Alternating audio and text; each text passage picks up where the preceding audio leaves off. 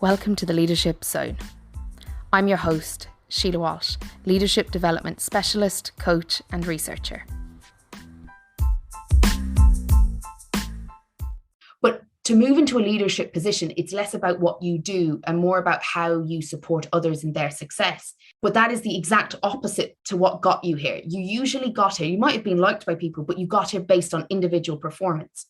But strategy and being more strategic is actually about the organization's performance and a place that you can take in it, but equally how you position other people to succeed. I suppose one of the biggest challenges for my clients is, how do I move from something that is rewarded, that got me this position, to doing something completely different to succeed in my strategic role? But often they're expected to just make this switch, but the organization doesn't always help them make that switch. So a couple of things.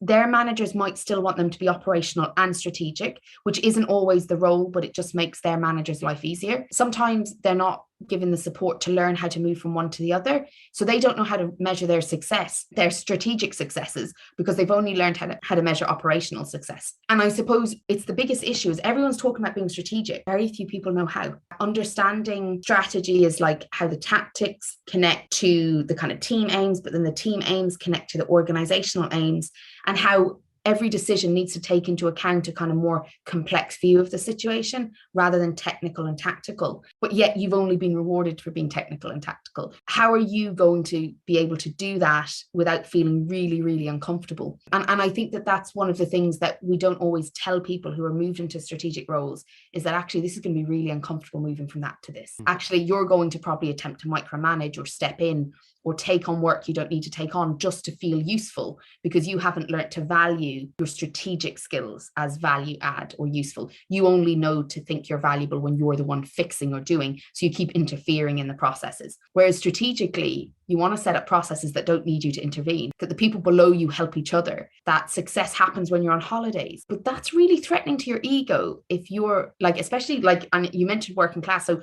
a working class value is work hard, right? It's one of those values that comes with it, right?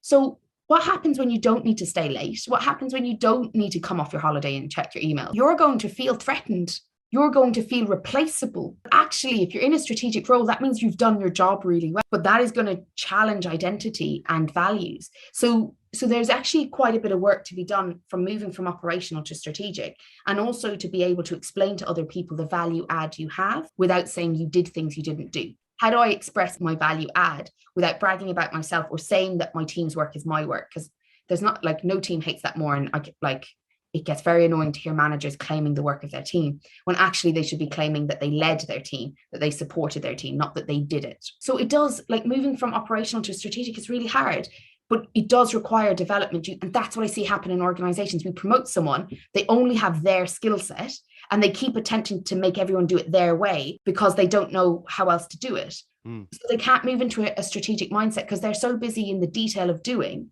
in the way that they like to do it, that they're not actually being strategic, but they're not being helped to learn how to be strategic either. People just think, oh, well, you were good at that, so now you'll be good at this. I can tell you, like, this supervising scooping ice cream is not the same as scooping ice cream. Just like teaching is not the same as doing. Strategically leading isn't the same as operationally managing. So to give that promotion without the supports is actually setting everyone up to fail.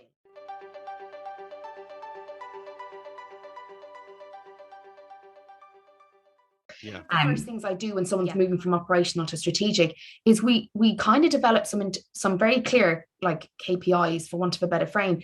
Like, how are we going to measure your success in the strategic role? Because otherwise we make up crap that doesn't add value. You know, so like one of my big questions is, how does that intervention add value? And people are like, oh, well, if I oversee it, I'll be like, how does it take value? So when you ask those two questions, you start to find out very quickly if your decision making is more about your comfort than about the results, or whether actually you're intervening appropriately. You've just set up a system that works so well that you don't need to do 38 touch hours a week. And like, remember that those kind of like 25 hours or whatever, they are touch hours.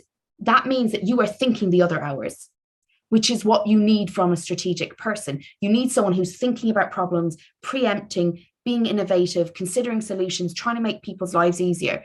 So if you're 38, 40 hours a week are touch hours, you're not being strategic. It's not possible, because strategy involves thinking, complex thinking, which involves not having touch hours.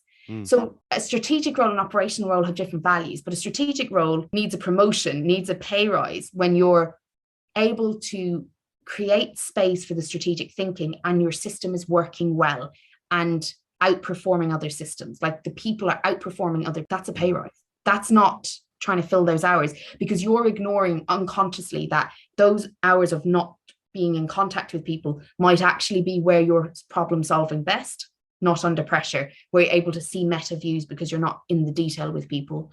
And so, so that's a pay rise opportunity when it comes to a strategic role, which is why, like, and we all know this, there are people who are in strategic roles who do F all and drive people mad, right? And they're terrible leaders. Yes, that happens.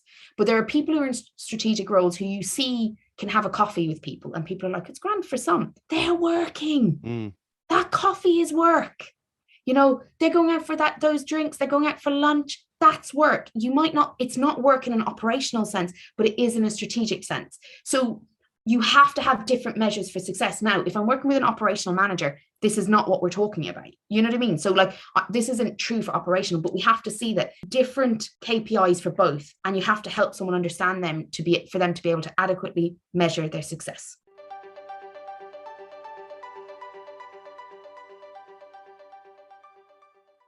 So from an organizational development perspective, I like to use a dialogic approach, which is a conversational approach. So I think it's more than communication.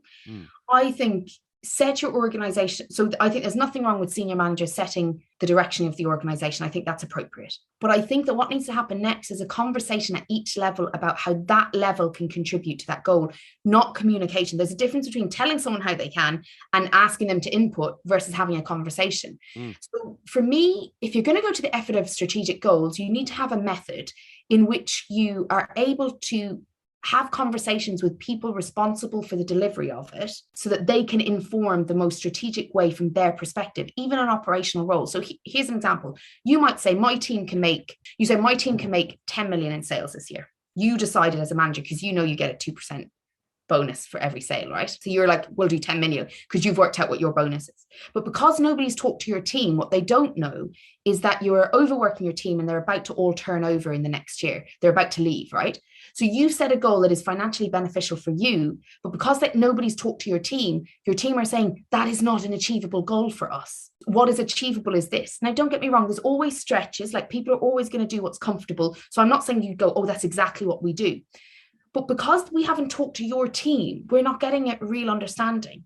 And there's some really big organizations at the moment. There's one in particular that I have in mind that has taken away time cards because they said, look, we trust you to do the work. It has set every middle manager up to exploit their team, and they haven't even copped it yet.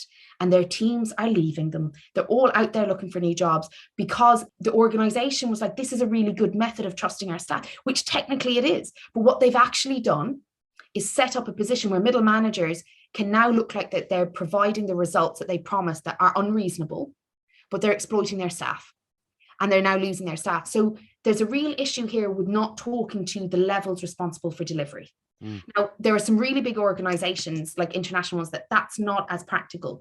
You can't talk to everyone. But what you can do is you can pick, like I call it like a stream, and you get the stream to some degree to do that. And then next year you get a different stream. But really, you shouldn't be doing a strategy for 1 year. You should be doing it for about 5, right? Because strategies are long-term things.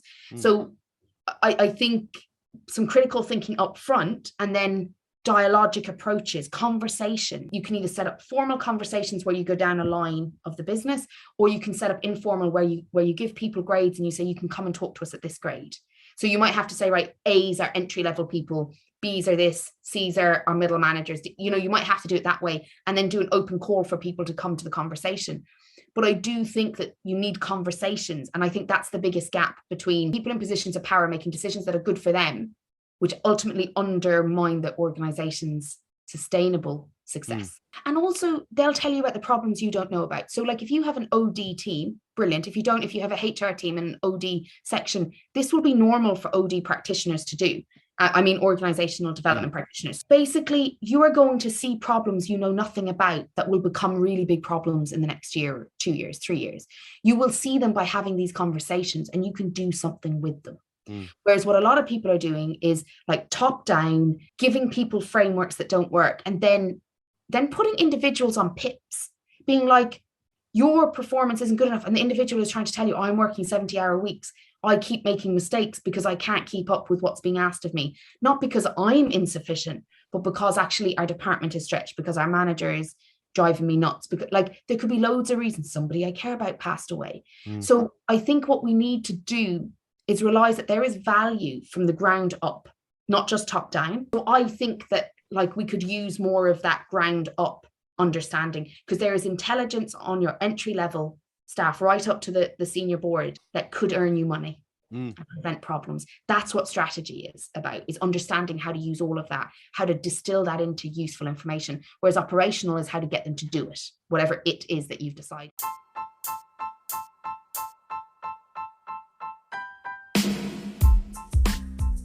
Thank you for listening to the Leadership Zone. We can continue this conversation over on Twitter, and my Twitter handle is @SheilaWalsh1, or at LinkedIn, you'll find me under Sheila Walsh.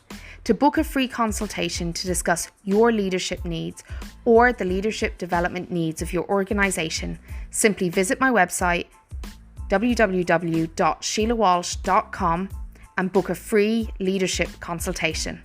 I look forward to hearing from you.